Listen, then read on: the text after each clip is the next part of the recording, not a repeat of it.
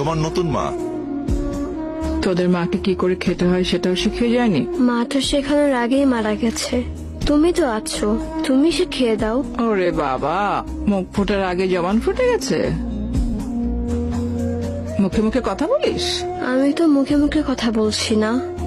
কি আবার তর্ক করছিস? যত বড় শরীর না তত বড় কলিজা।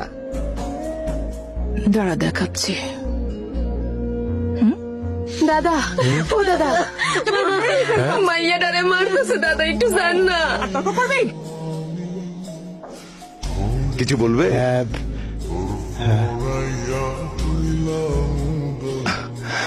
হাই। না স্যার।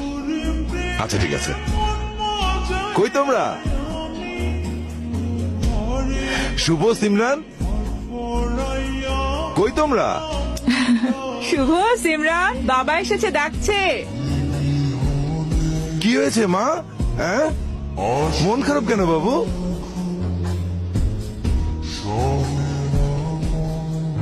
বাবা, কি হয়েছে তোমাদের?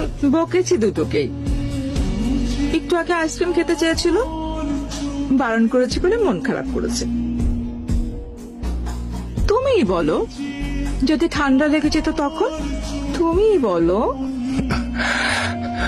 মায়ের কথা শুনতে হয় বাবা। আচ্ছা ঠিক আছে কুসুম, দুজনকে 1 চামচ করে আইসক্রিম দিবি, ঠিক আছে? যাও বাবা, যাও। আপু, ওখানে কোনটা আমাদের মা? নতুন মা আমাদের মা। মা সবসময় আমাদের আশেপাশে আছে। এই মাটা না একদম ভালো না। তুমি বাবাকে বলো না কেন?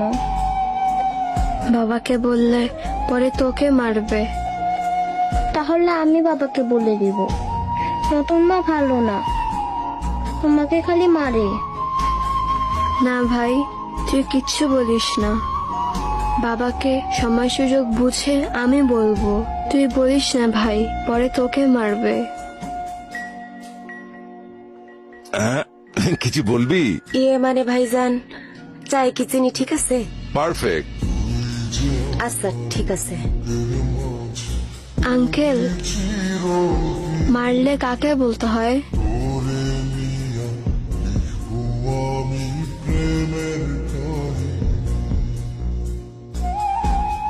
আসেন।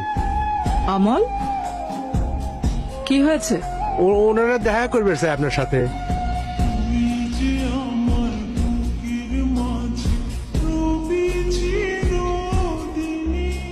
বলুন। আমরা নারী ও শিশু নির্যাতন প্রতিরোধ সংস্থা থেকে এসেছি। আমরা জানতে পেরেছি আপনার মেয়ে আপনার হাতে নির্যাতিত। ছি মা, এভাবে বাইরের লোকদের সামনে মাকে নিয়ে মিথ্যে বলতে হয়? ওনারা কি মনে করলো বলো তো? মা তোমাকে এত আদর করি, এত ভালোবাসি, আর একটু বকতে পারবো না বলো মা? ওর একটু অ্যালার্জির প্রবলেম আছে, খাবারে অনিয়ম করলে এরকম হয়, এরকম লাল লাল হয়ে যায়। 2-3 ওষুধ খাইনি তো, তাই বকেছিলাম। আর তাই রাগ করে আপনাদের কাছে কি বলেছে কে জানে। অ্যালার্জির ওষুধটা যেন ঠিকভাবে খায়।